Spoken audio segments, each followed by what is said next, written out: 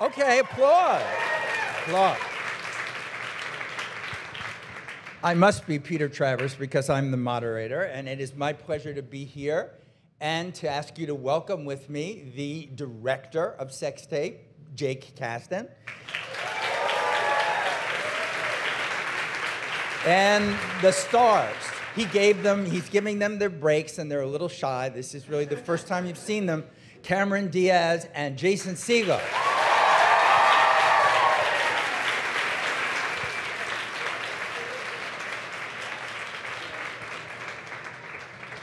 What do you do with these? All right, our work is done here. How did that feel?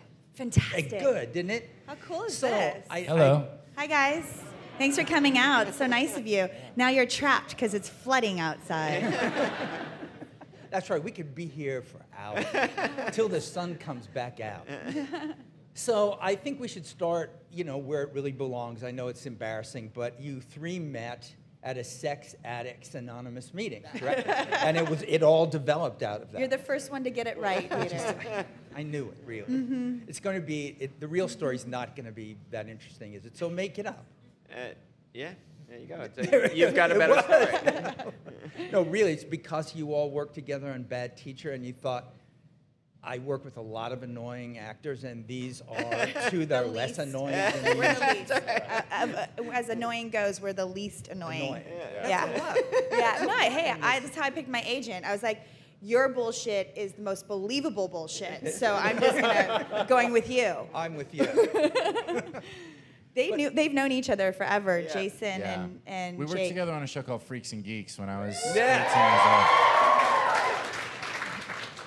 Isn't it awesome to be in front of a live crowd? You get instant gratification for the not And having I to knew wait it a whole would, too. year later. I knew it would, so I said it just for that because it was cheap applause for me. So we kind of grew up kind of in the business together a little bit. Yeah. You were a young dude too at the time. Yeah, that's right. I directed that pilot, and Jason was... And undeclared as well. Right? And then undeclared, yeah. Isn't it funny how whenever we mention the names of those, there's tumultuous applause, but when those shows were on, where were those? Where were the applause? Nobody cared.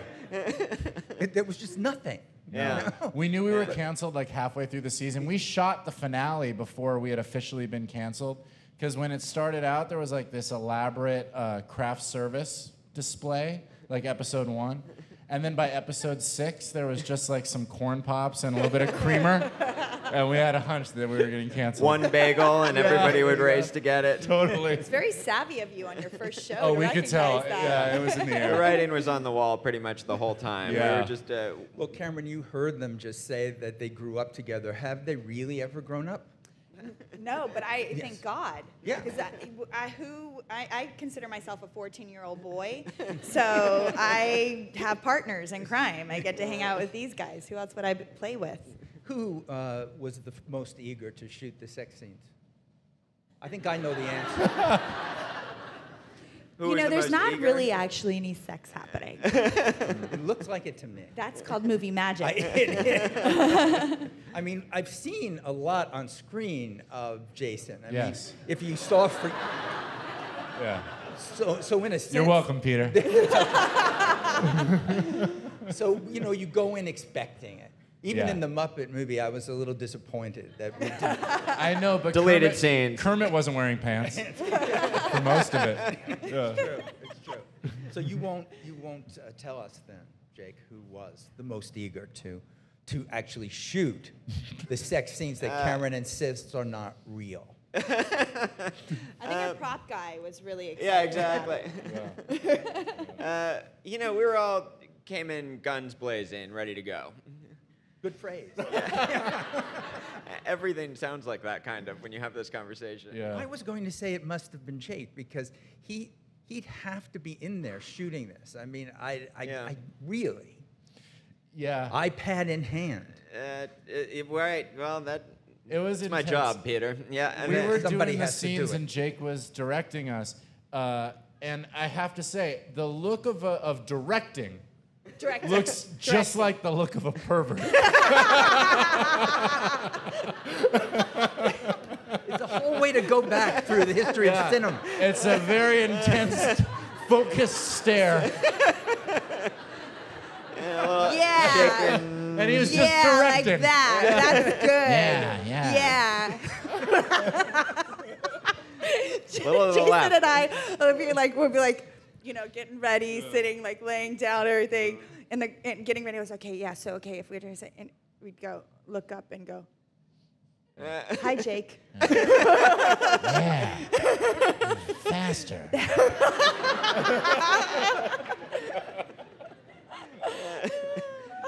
But it's a fine line.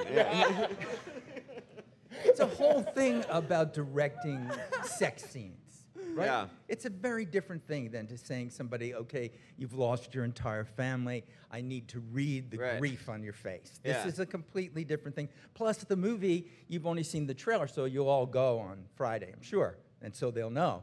But every position in the world is done. Yeah, all of them. So that segment took, 3 years, and the rest of the movie was 4 weeks. Yeah, exactly. We were sort of doing that stuff. Like, these guys asked me before we started, Jason and I had a conversation about, so when should I be thinking that the sex stuff is coming? Just prepare and, be ready for that.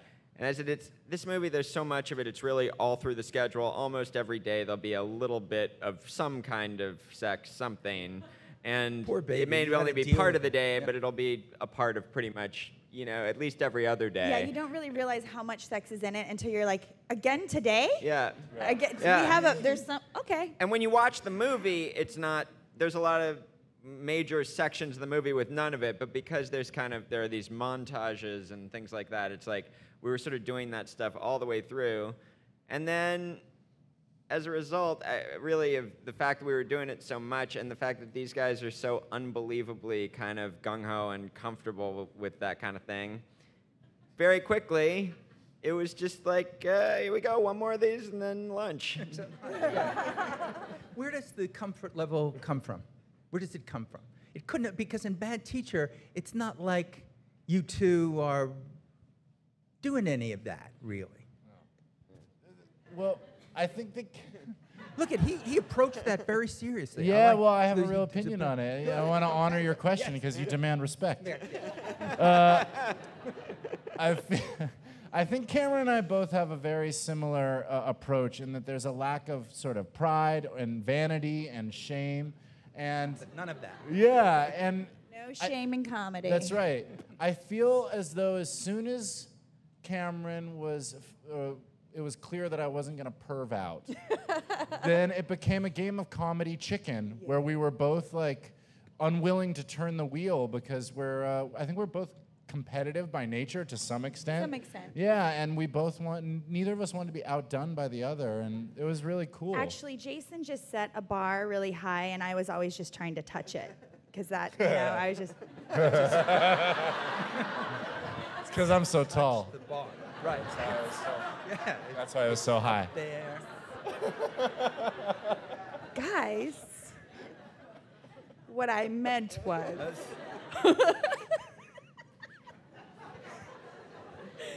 Jason's kind of in control in some ways of the screenplay, what everyone in the business likes to call the screenplay. No, it was a real collaboration, I have to say. Oh, see, they all say that. No, but but I'm it's told. true. It's true. It's Really true? Yes, the original script was written by a woman named Kate Angelo, and she wrote a brilliant script. And then Nick Stoller and I, who wrote Muppets together and Five Year Engagement. Natural segue. Yes, we did some work on the script, and then Jake came on to direct, and then Jake did a tremendous amount of work on the script. So it was a real fine-tuning process.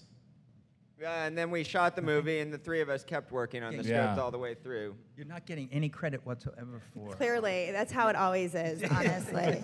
They don't, it is a collaboration all the way through, and the great thing about a script that's so well written and so well considered on every level, from character to storyline to tone, is that when you get there, it's just sort of placeholders. It's there. You have the structure, you have the foundation, and it really allows you to put your energy into all the little textures and layers and just sort of popping it up, because then you're not spending all your time. And believe me, we've all spent a lot of time on scripts that we get to production on, and every day we're just trying to figure out how to make the storyline work, how to make the characters more clear. And because this was such a, as I said, such a full and clear script of what it was, we just got to go in every day and play with it. And we got to go in and think of all the different possibilities based off of that sort of touching point. Cameron, you're almost making movies sound like fun to make. They're really fun. Fun. Why do you think I'm doing I'm this? doing Oh my God. Every day on set, I'm literally, every day, right, guys? I say, can you believe that we get paid for this?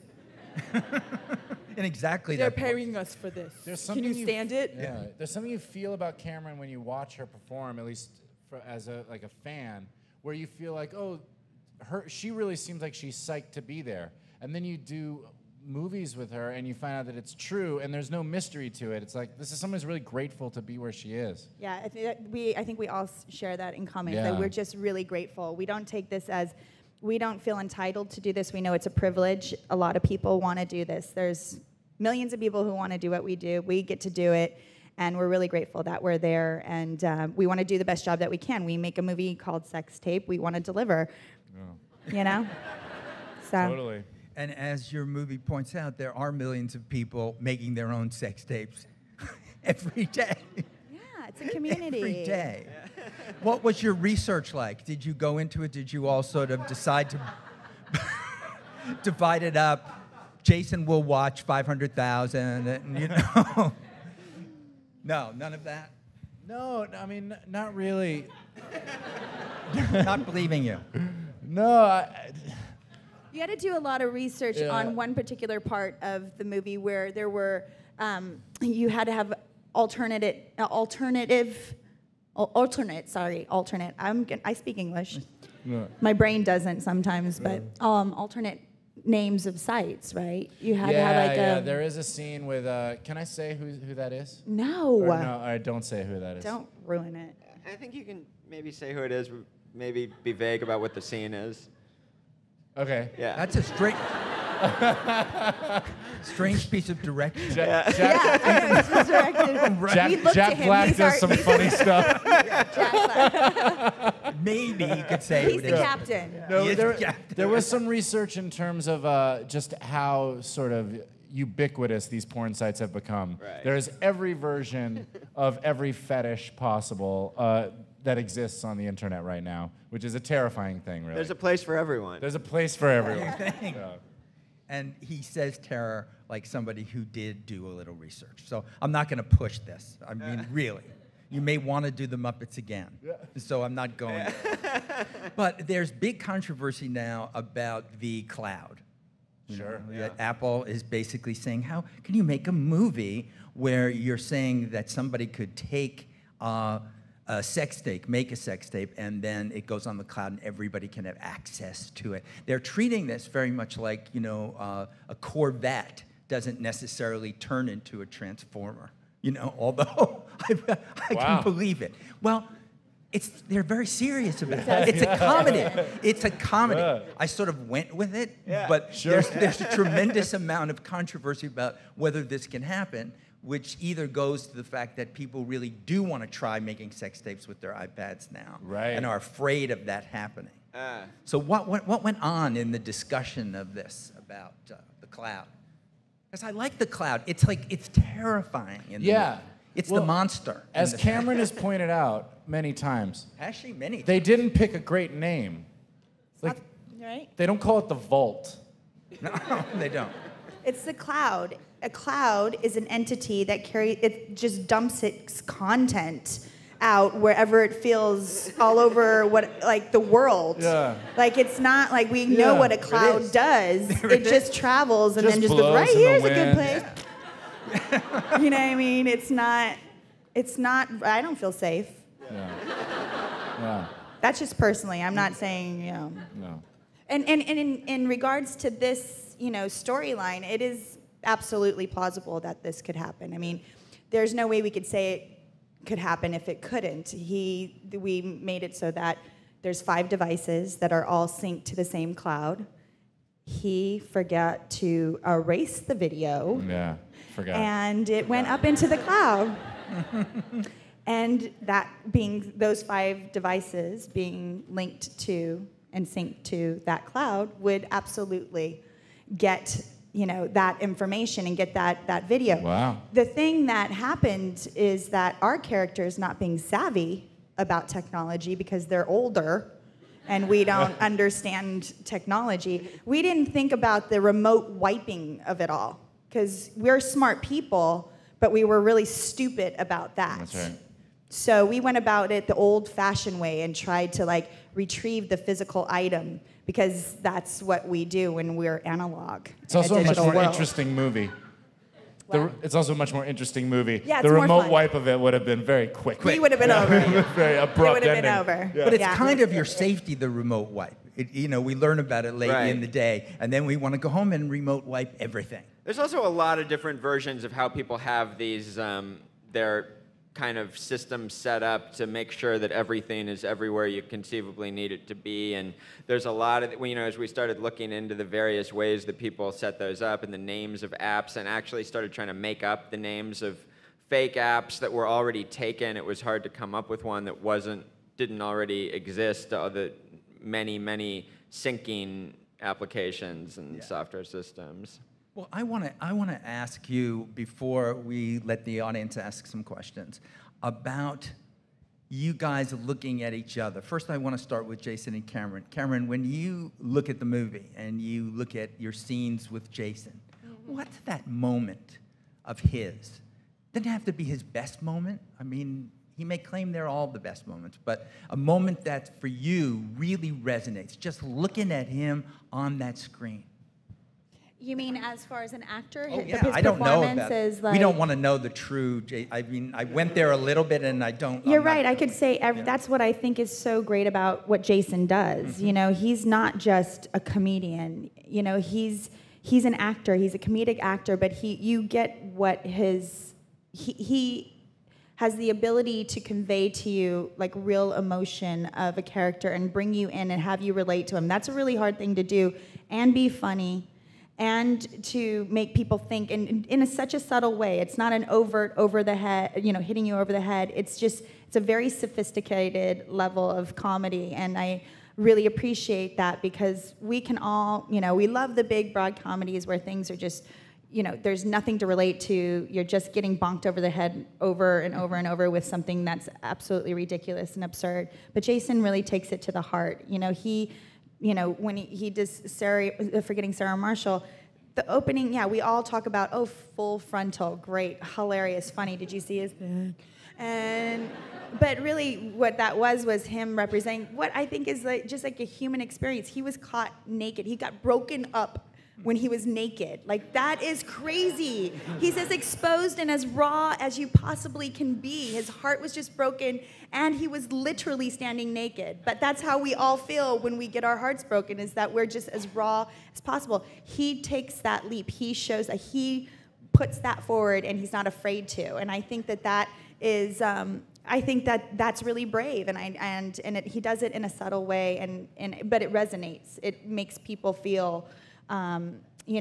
understand what his character's going through because they've all been through it. But then that being said, he's a great puppeteer. And in this movie, it's true. Not just that you're a great puppeteer, but the whole scene with the dog he's puppeteering not at all a dead or a stuffed dog. To clarify, not a real dead dog. Not a dead dog. It wasn't dog. a dead dog. It just looked like a real dog that wasn't alive. It died on set. A real fake dog. A real fake dog. A real fake dog. No, but in that scene particularly, that's just one of the fun things that we are exposing about movie making, that the dog was not ferocious at all. In fact, it was a really docile dog that just wanted to play with Jason.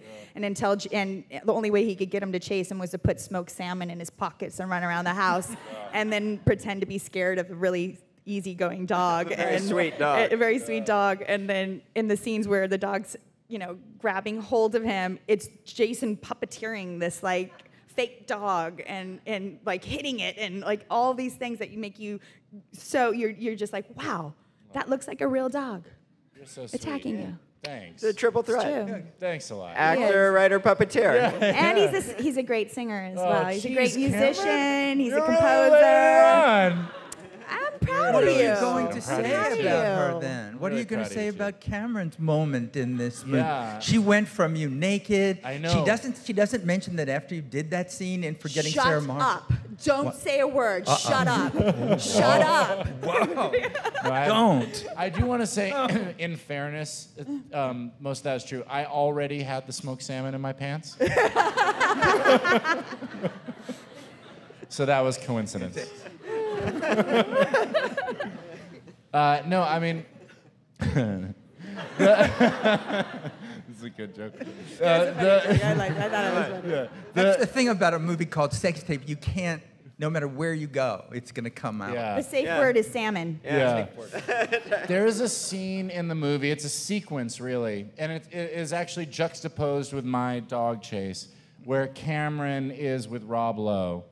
And Cameron is doing as big comedy as I've ever seen. And I've said this a couple times, but I really mean it. People use the expression, oh, just one of the guys, you know? And I think it's a real disservice to women like Cameron, because you don't have to, I mean, she is a woman standing on her own 2 feet, as funny as I've ever seen anybody in those scenes. It's really like a marvel to watch. And then to have somebody who's so nice and so kind, and the whole movie-making experience was like an absolute pleasure. And she also really looked out for me and took care of me. Like, I didn't know how to get in shape. I don't have experience with this sort of thing, Peter, and it's hard to believe. Did you read her book? No, I got the audiobook version. I was writing. No, I was Writing writing it. the book while we were doing this. I was finishing the book, so he had to live through me doing all of my finishes Because he looks on it. great. It was the best, and Cameron like really looked out for me and was like super supportive, you know. But at the same time was like, you're eating a pound of unsalted nuts because you Every think that day. that's healthy. I did because they said unsalted. They had no salt. They had 0 salt. Zero salt. Unsalted. Yeah. Like, I mean, none. But she was like, instead of eating a pound of nuts, which I have a problem with, she told me eat a meal instead, and was like, and then sometimes she would make the meal for me. That's the kind of advice that's in the book. Yeah, totally. You got it firsthand. Yeah, totally. So, I mean, from... So even when you're not working with Cameron, you have her book. Yeah, of course. You can have that. Yeah. I never have He's unsalted. figured it out now, though. That was just his first attempt. It's sort of like, you know, when you start something and you just get super focused and you go extreme. He's come back to the center now. Yeah. He's doing a really great job. Talented, funny, kind, caring, the whole package. Aw, thanks, mate. I don't know what. I mean, it would be time now for you to explode this myth that they've created around each other. Yes. You know, you directed them. Yeah, Every twice, day. a lot. Twice, yeah. And, Yeah. you know, I'd love to blow it all up right here in front of them. Not gonna happen, is it? No, they're like 2 of my all-time favorite actors and people, which is why I wanted to make 2 in a row with them and would keep making them with these guys as long as we can. You know, they're absolutely the most sort of generous with each other, with their performances, with the movie of anybody I've ever seen. And It's just the other actors on the set they wouldn't talk to. Yeah, exactly. Yeah, it was, but with each other. They're great. Yeah, and when those, you know, they're good to everybody all the time, and it sets a tone where you're just having a good time the whole time. And that's really important to me because this is really good work, and it should be enjoyable. And when people forget that, it's annoying because, you know, we're making sex tape here. It's like, should be fun. And we have a great time.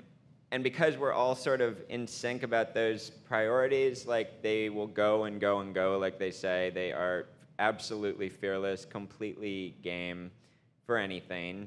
And, you know, you kind of couldn't ask for more. I think in fairness, Cameron would agree. Jake sets the tone Yeah. on set. I saw you go to say it. Yeah, Jake is like really just the epitome of how you should carry yourself in the business. I got to learn from watching Jake when I was young. Like, this is somebody who is... He being really the sort of emeritus director when you were really young. No, absolutely. He was already. Yeah. And it really is a priority of being nice to everybody on set. It comes before anything, as it should. Like, that's the real life stuff. Yeah. You know, and that's what you learn from And we're all somebody people like who Jake. kind of work best in that, like, when we're feeling really loose and comfortable, like, that makes the work better, too. Some people don't think that way. Some people like sort of a little turmoil kind of siege mentality when they're doing sex comedies. That's not how we roll. And so, you know, we've just had like a really good thing. They're both just like 100% honest every moment, which is a rare thing with comedy actors. But to me, it's like the key to the whole thing, which is no matter what's going on, no matter how outrageous what you're watching is, there's always a very accessible, emotional truth to what they're playing that makes you believe it could actually be happening. And, you know, I've worked with them both in a lot of different parts. You know, with Cameron twice in a row, 2 movies in a row where she's in every scene in the movie, which is a pretty unbelievable, rare thing. You know, that doesn't happen that much. And the parts could not be more different. But they're both, you know, the bad teacher part, Elizabeth is this kind of reprehensible person who she found this way to kind of get right inside of what that person is like. And then this character could not be more sort of polar opposite, sort of really loving, powerful kind of person who's like, you know, really attendant mother and wife. And well, she is all those things, but just so that, because you haven't seen the movie, the thing that's honest about this movie that I like tremendously in this relationship is that they really get pissed at each other. Right. She gets really mad that he doesn't erase well, that. that's a thing. You know, it's that like, happens. I told you to erase that thing. Yeah. You know, I wanted it gone. When you forget to erase the sex tape that someone told you to erase, they get mad. There's a moment. We thought that was, you know, kind of realistic. Yeah. That would happen. And there's just scenes in this movie, too, with the kids. I mean, you're the parents of 2 children. There's that little girl scene where she just says, Daddy, why is it just day after day? And then tomorrow's another day, and another day, and then we go to sleep, and there's another day. Right. It's like you can see the therapy that's heading her way later with this. And so before I turn it over to the audience, I just wanted you both to talk about this couple that you play. Look at that. Oh. Okay. Sorry, guys. Wow. Wow. We talked too long. That was too much. So Yeah. there's no time for questions from the audience? Do you want to do a few questions first? Yes, I Yeah. think we should. Instead Yeah. of. That scared me. But nobody has any questions, so There's a question we. back there. Oh. That's a good question. Well, the thing about the vampire opera was I wrote that movie way before Forgetting Sarah Marshall without any sense of irony. And in that movie, my character comes to realize that it is not maybe necessarily very good. And so I think it's perfect at the length it is. I don't think it'll ever find its way to Broadway. But I do have a couple other songs that maybe I'll release at some point. Yeah. Do I see here? The gentleman back there. Yes.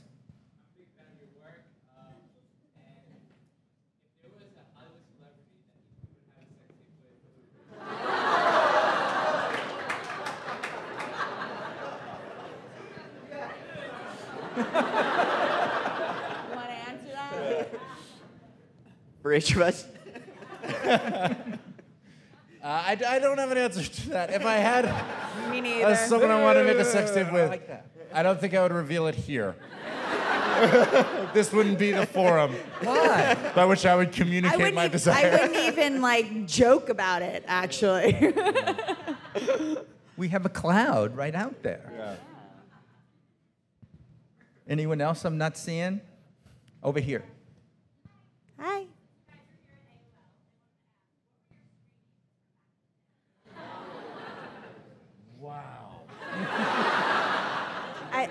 I didn't have one.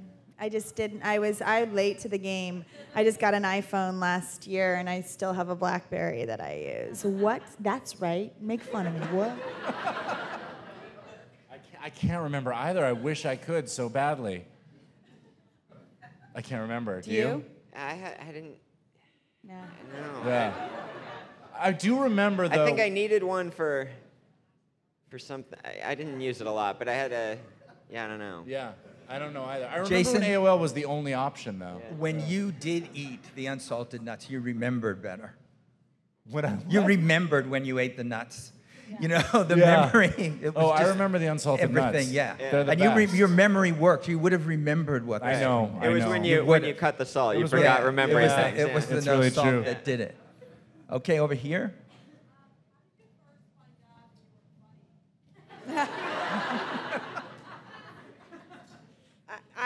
I don't think I'm funny, honestly. It's not even, I laugh at other people, and I like to make other people look funny. I always play the straight man in the movies, you know? Like, I always like to be the person who the joke goes right past and is really earnest. You can't only have screwy in a movie or in a comedy and make it feel like it's, and be able to watch it for an hour and a half. You know, I always like to, my character, I'm always looking at it from the place of like, not how can I ground it? It's just my instinct more of like, what's the grounding of this? And to me, that makes the comedy more funny because I'm so earnest, you know? She's so funny in this movie Yeah. in I every mean, possible way. It's That's how you think unbelievable. of it. Yeah. No one else would describe I it that face way. act. Yeah. I do a lot of face acting. That's That's my acting in this movie. Takes a lot of You mirror guys just work. got it. Can I have your money now? No? When did you know you were funny, Jason? I didn't know that I was funny, but I knew that I was odd. I wore a Superman cape under my clothes until I was 12. That is 100% true. And then when I was Starting at what age? starting at like 5, and when my parents would for ask 7 me, years you wore a Yes, Superman cape. under my clothes, and when my parents So you were ready. It's so funny you say that. When they would say, Jason, why do you wear the Superman cape? I would say, just in case. I get it. Yeah. And I believed it. Like, I had some idea. I don't know. Is the cape still there? It is metaphorically, Peter. Metaphorically, okay. Anything, yes, over here.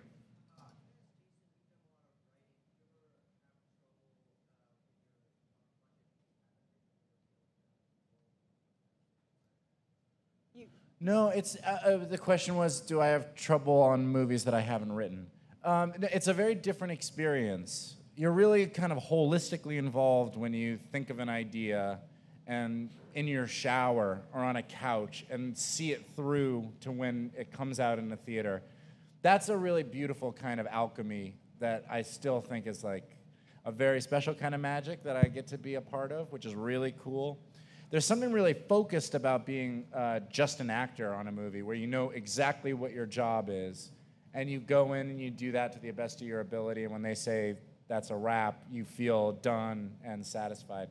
But I must say, our group, since we were young, has sort of thrived. Like, no one was knocking down my door to play Captain America, you know? Judd Apatow, who was sort of my mentor when I was young, said the only way you're going to make it is if you write your own material, and that really stuck with me. I could play the captain of like a smaller, weaker country.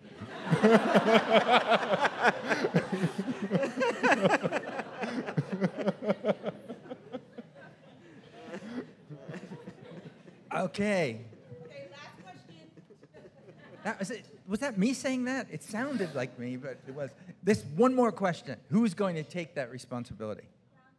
Here, look at that. That's a hand that's waving. Yeah. Kind of a deep question, but like, you guys are very successful today. But what would you say was your greatest low in your career and your greatest high to this point?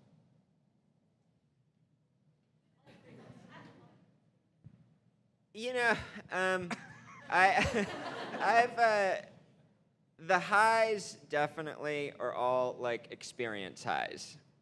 That's like the ones that are the most fun are the highlights of my work life, you know? And I've been lucky to have a few that I feel that way about. This was definitely one of them. Freaks is another one. You know, I've had some really great experiences, and without a doubt, that's my favorite part of this.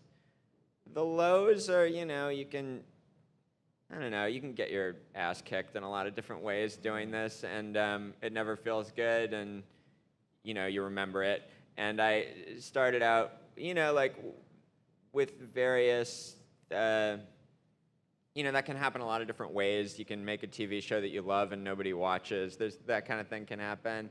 And you take it with you and try to have it, you know, you try to remember it when things are going a little better, you know, like, well, it doesn't always like that, you know? Well said, Jake. Well said. Took the words right out of my brain and what would have been my mouth. Thank you. Yeah, sure. It's my pleasure. Oh, that's it? That was it. I think the thing that I've learned, which is along the lines of what you were saying, but the highs and the lows are all internal. None of the other stuff is real. It is all a matter of your attitude. I've had every version over the past, I've been doing this now for about 16 years, of success and failure and having things do well that I didn't like and having things I loved not do well, and just every combination of things. And I found that the only thing that stays constant is me. And it's really about finding I think that what it is about, and we talked about this, but really dedicating yourself to your work while you're doing it and making sure that everything you do is for the service of the project you're working on, so that then when you finish, you can leave it behind and go live your real life. You know, and that's a soft pillow, I think. That's, again, exactly. He took the rest of the words out of your brain. The rest of them that kind of floated back up around. No, but it's true. There's no such thing as failures. You know, there's no, you can't. Life is not full of failures. Life is just full of lessons. You know, and we get to do, again, I think, and we say this all the time, we're really lucky. We can't complain. If we do, we're assholes. You know, I mean, like real jerks if we complain about what we get to do. We are creative people. We go through a creative process. That's a variable that you can't control it. You just do what you do. As Jason said, you dedicate yourself to it. You have the experience, but really, other than that, there's nothing more you can do. It's just how you allow yourself to experience, be engaged, how it resonates with you. And it's not, you know, you can't worry about the rest of the world. You know, you can't. You just can't. You just have to take care of yourself and know, like, yeah, that I did my best, you know, or I could do better next time. Either way, whatever it is. C'est la vie. Whoa. All right, I know that I'm speaking for all of us to say, Jason, Cameron, Jake, keep doing what you're doing. We love it. Thank you very much. Thank you. Thanks so much. Thank you.